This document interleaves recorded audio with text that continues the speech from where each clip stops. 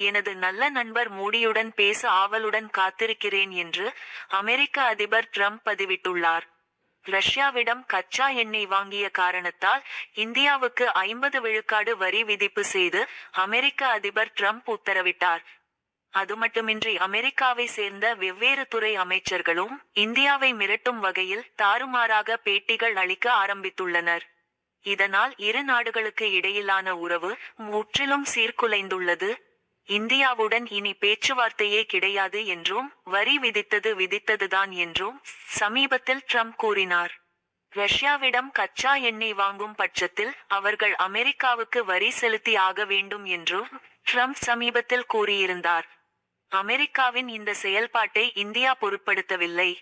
சமீபத்தில் நடந்த ஷாங்காய் ஒத்துழைப்பு அமைப்பின் மாநாட்டில் பிரதமர் மோடி சீனா மற்றும் ரஷ்யா அதிபர்களுடன் நெருக்கம் காட்டினார். இது தொடர்பான படங்கள் வீடியோக்கள் உலகம் முழுவதும் வைரல் ஆகின. அவற்றை பார்த்த அதிபர் ட்ரம்ப் இந்தியாவை சீனாவிடம் இழந்துவிட்டோம் என்று வெளிப்படையாக புலம்பித் தள்ளினார்.